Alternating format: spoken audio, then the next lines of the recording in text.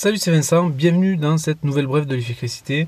Cette semaine, on s'attaque à la procrastination, au fait de tout remettre toujours au lendemain et comment ça nous pourrit nos journées, nos semaines. Et on va voir 5 techniques, donc aujourd'hui c'est la 3e technique, pour pouvoir lutter contre ça de manière efficace et simple sans avoir à se motiver en permanence, à se forcer, etc. Parce qu'on le sait, ça ne marche pas. Donc, première technique, on a vu simplifier le démarrage. Deuxième technique, se remettre dans un état de flow soit ajuster la difficulté à ses compétences en cas d'ennui ou en cas de paralysie. Maintenant, troisième technique, c'est une technique assez simple, mais tu vas naturellement comprendre que ça fonctionne extrêmement bien. L'idée, c'est d'augmenter l'engagement. C'est-à-dire que quand tu remets à plus tard, souvent si tu comptes sur un engagement que sur ton propre engagement, on a du mal à respecter sa parole envers soi-même. Par contre, bizarrement, on a beaucoup plus de facilité à respecter sa parole envers les autres. Donc ce truc-là, tu vas l'utiliser tout simplement. Il y a plusieurs manières de l'utiliser, mais ça fait partie des entre guillemets de la nature humaine. Pour rester cohérent, si on dit quelque chose à quelqu'un, eh bien on le fait, etc., etc.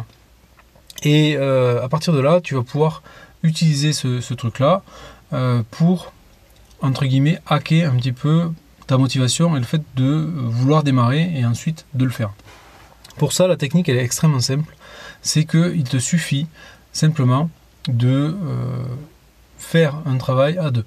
C'est-à-dire que si tu as vraiment du mal à démarrer, après ce qu'on s'est déjà dit depuis le début de ces brèves d'efficacité, peut-être que c'est pas cette technique-là qui va être la plus appropriée dans ton cas de figure. Et donc peut-être que tu auras peut-être besoin d'avoir un support. Ce support, certains le trouvent dans des coachs pour faire du sport, etc., etc. On le sait tous, quand tu fais moi je fais pas de muscu, mais tous les sports c'est pareil. Si tu devais faire ton sport tout seul à la maison, c'est plus difficile de se motiver que une fois qu'on est sorti, qu'on est dans un groupe et que tout le monde s'y met, on fait pareil, on suit le mouvement.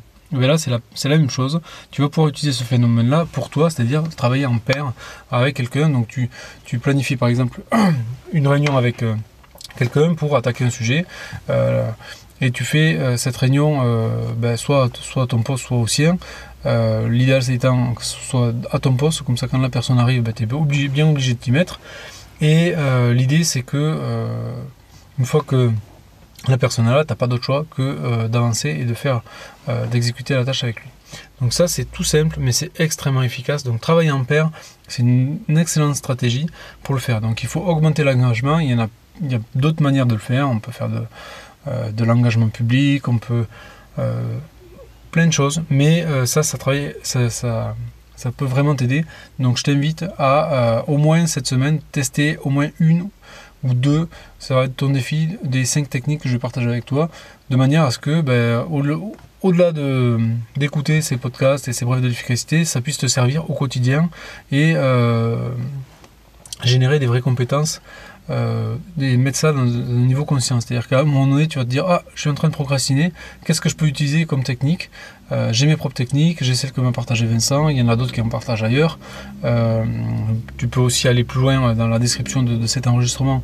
Comme je te l'ai dit, il y a toujours un contenu que je t'ai préparé où tu en apprendras encore davantage. Donc ça, voilà, tu as plein de ressources, mais toutes ces ressources ne t'aideront pas si tu ne les utilises pas. Donc charge à toi, et pour les utiliser, c'est pareil, tu ne vas pas pouvoir toutes les utiliser d'un coup, donc il faut en prendre une, la tester, voir si ça marche, en prendre une autre, etc., etc., et en faire, on va dire, une habitude. Voilà ce que je voulais partager avec toi. Donc aujourd'hui, mon conseil, c'est si tu n'arrives pas à t'y mettre tout seul, mets-toi-y au moins à 2, voire à 3, à 4, mais l'idéal à 2, c'est ce qui marche le mieux. Voilà ce que je voulais partager avec toi, j'espère que ça va t'inspirer.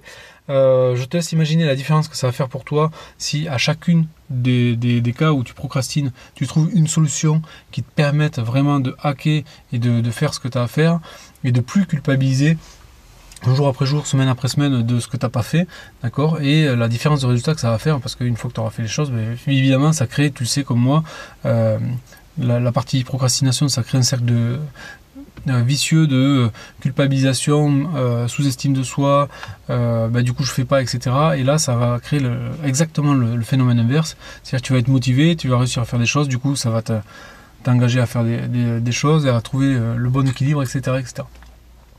Voilà ce que je voulais partager avec toi. Comme d'habitude, il y a un lien dans la description pour aller plus loin avec le prochain contenu que je t'ai partagé. Et puis, moi, je te retrouve tout simplement aussi demain pour la prochaine brève d'efficacité sur la procrastination.